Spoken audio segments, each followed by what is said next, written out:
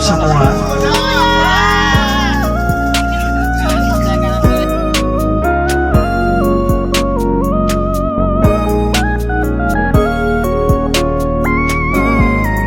Hai semua, sekarang kita lagi ada di rest area. Kita habis pipis dan kita menuju ke untuk melanjutkan perjalanan. Jadi ikuti terus gerak kita. Bye. Hop.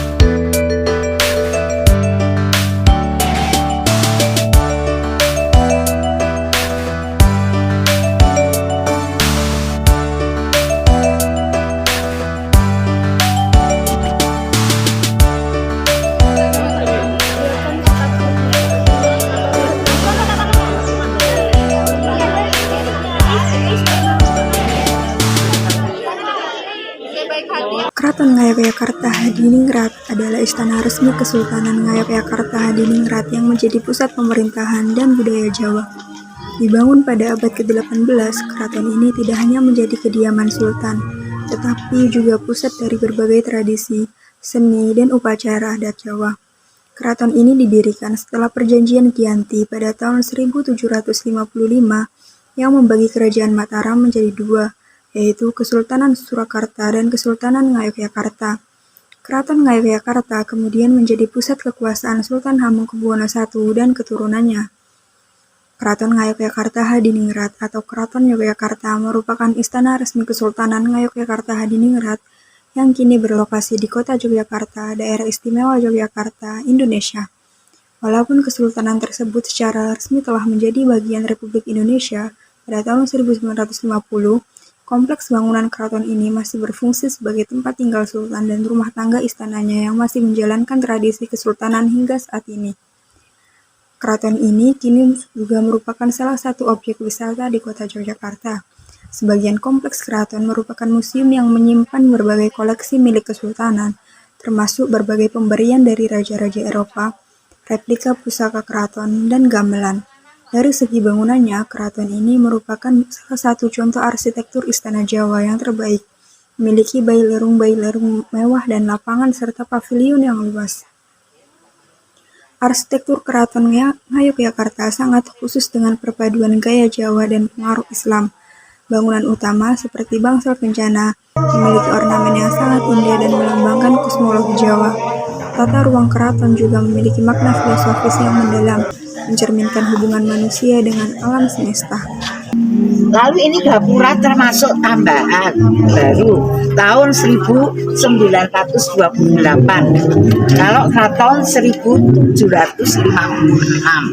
Ya, jadi baru beberapa tahun kemudian, karena beratus tahun ya, itu ada penambahan gapura.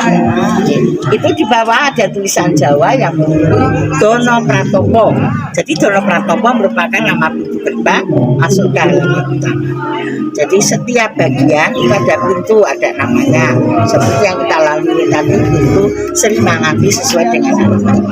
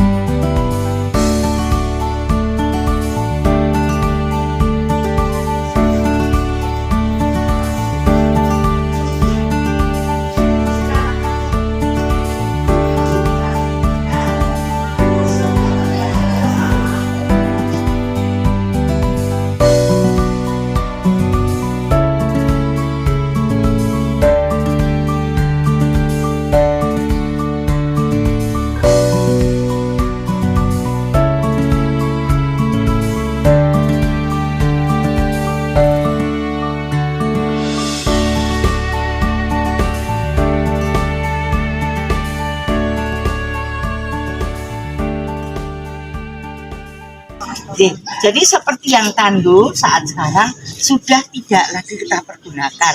Kita sekarang membutuhkan tenaga kuda atau tenaga mesin. Nah, karena sudah mulai Sultan yang 9 tidak akan memperberat manusia untuk mengusung manusia. Oke, ya seperti inilah tandu zaman dulu. Maka tidak perlu banyak kita renovasi karena tidak lagi kita pergunakan.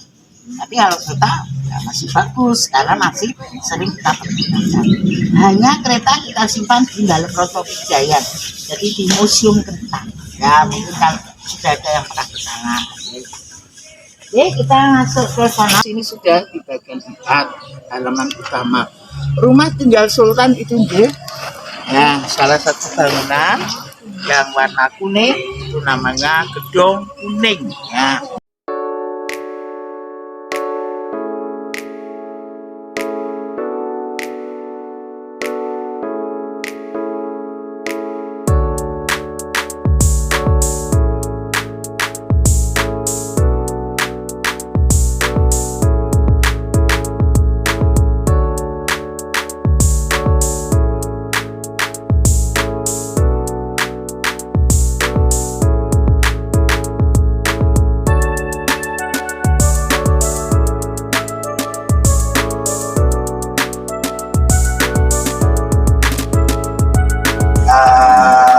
Sebelumnya saya ucapkan Assalamualaikum warahmatullahi wabarakatuh. Waalaikumsalam warahmatullahi wabarakatuh. Saya jelaskan mengenai apa yang ada di Wahonoroto. Jadi Wahonoroto ini merupakan tempat di mana kereta-kereta keraton Jogja tersimpan. Ya, ini merupakan bangunan yang didirikan oleh beliau Sultan Hamengkubuwono yang ke-6, dibuka untuk umum atau untuk wisatawan itu mulai tahun 1985. Nah dulu bangunan utamanya itu yang ada di tengah ini, nanti kita bisa ke sana. Terus bangunan yang ada di samping ini setelah ada pemugaran, jadi kurang lebihnya hampir 2 tahun baru dibuka kembali karena selama 3 tahun ditutup. Pertama tahun 2020 sampai 2022 itu pada masa pandemi ya, itu ditutup 2 tahun, terus 1 tahun direnovasi. Nah setelah direnovasi diperluas, nah ini ada beberapa bangunan yang dipakai untuk menyimpan berbagai macam perlengkapan apabila di keraton ada upacara. Nah, Romadhon bisa melihat di mana bentuk awal daripada Wahonoroto, itu bentuk awalnya seperti ini, Mbak. Jadi Museum Wahanarata awalnya dibangun pada tahun 1855 atas inisiatif Hamengkubuwono VI sebagai garasi untuk menyimpan koleksi kereta kencana Keraton Ngayogyakarta Hadiningrat. Sebelumnya, lahan seluas 14.000 meter yang kini menjadi lokasi museum merupakan kandang kuda milik keraton. Bangunan garasi ini kemudian dikenal sebagai Gedung Balai Rata yang berarti gedung tempat penyimpanan kereta kuda. Pembangunan ini didorong oleh semakin banyaknya koleksi kereta kencana keraton. Pada tanggal 1 Juni 1985, Gedung Balai Rata secara resmi dibuka untuk umum sebagai Museum Kereta Keraton. Setelah melalui proses renovasi, rehabilitasi, dan konversi koleksi, museum ini berganti nama menjadi Museum Wahanarata pada tahun 2023. Koleksi utama museum adalah berbagai jenis kereta kencana yang pernah digunakan oleh Raja-Raja Keraton Yogyakarta. Selain koleksi fisik, museum juga menyajikan informasi mengenai sejarah dan aspek pendukung dari koleksi kereta tersebut.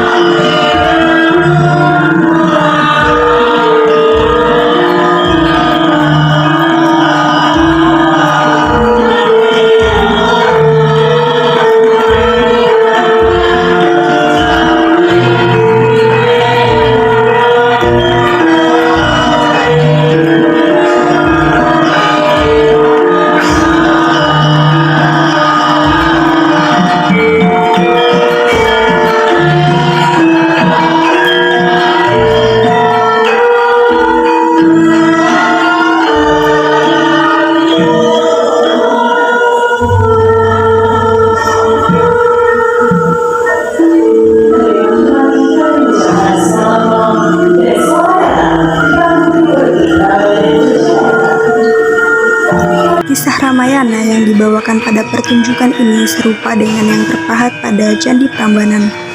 Jalan cerita yang panjang dan menegangkan itu dirangkum dalam 4 lakon atau babak: penculikan Sinta, misi Anoman ke Alengka, kematian Kumbakarna atau Rahwana, dan pertemuan kembali Rama Sinta. Seluruh cerita disuguhkan dalam rangkaian gerak tari yang dibawakan oleh para penari yang rupawan dengan diiringi musik gamelan. Tak ada dialog yang terucap dari para penari. Satu-satunya penutur adalah sinden yang menggambarkan jalan cerita lewat lagu-lagu dalam bahasa Jawa dengan suaranya yang khas.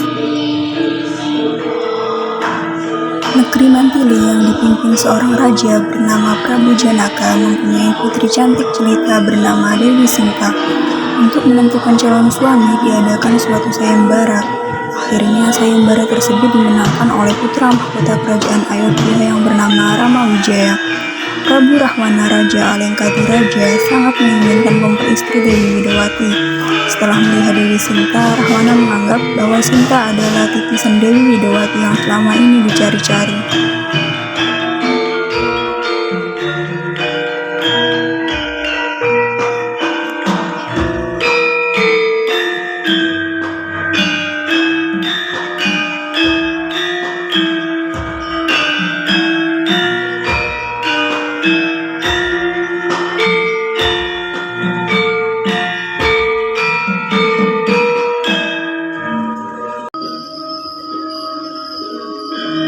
Rama Wijaya bersama Sinta, istrinya, dan disertai Laksmana adiknya sedang dalam pengembaraan sampai di hutan Dandaka.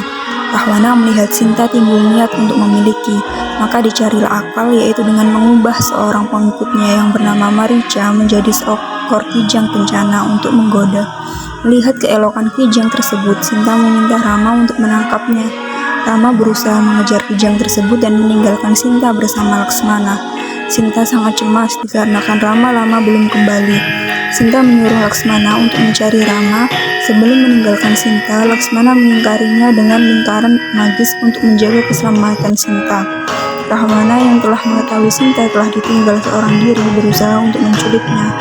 Akan tetapi maksud tersebut gagal karena lingkaran magis yang dibuat Laksmana. Rahwana mencari akal dengan merubah dirinya menjadi Brahmana tua. Ketika Sinta mendekati untuk memberikan sedekah dan telah keluar dari lingkaran, maka ditariklah Sinta dan dibawa terbang ke Alengka.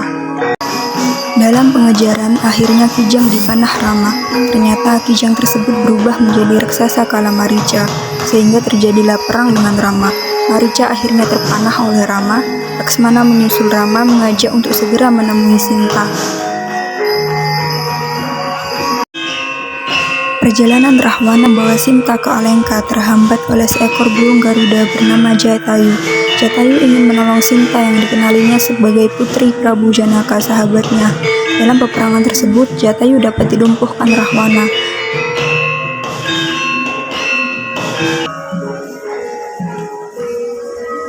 Di dalam kerajaan Alengka, Trijata, keponakan Rahwana, sedang menghibur Sinta.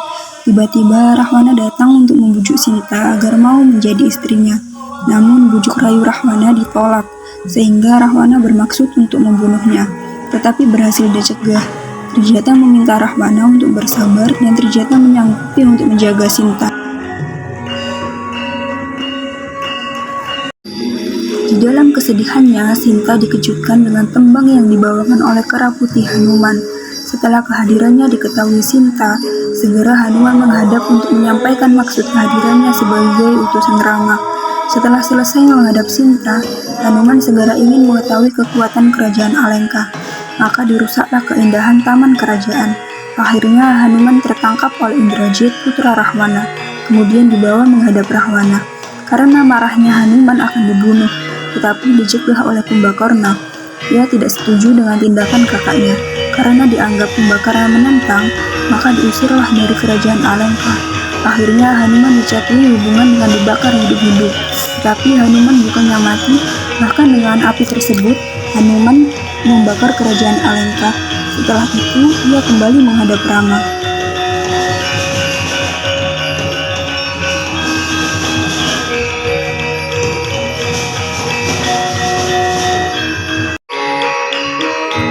Dalam peperangan tersebut, Indrajit dan Kumbakarna gugur di Palagan. Rahwana gugur terkena panah pusaka Rama dan dihimpit Gunung Sumawan yang dibawa Hanuman.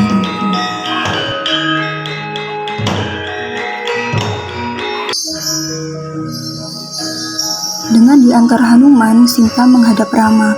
Tetapi Rama menolak karena menganggap Sinta telah ternoda selama berada di Alengka. Maka Rama minta bukti kepada Sinta untuk membuktikan kesuciannya.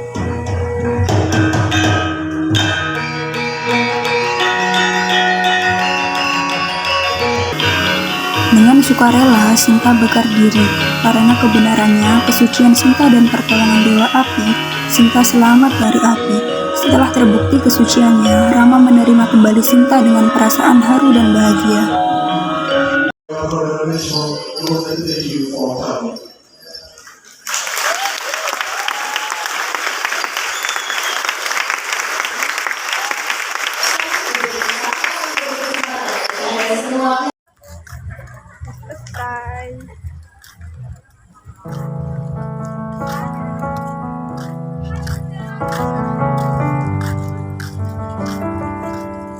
You're not telling me I'm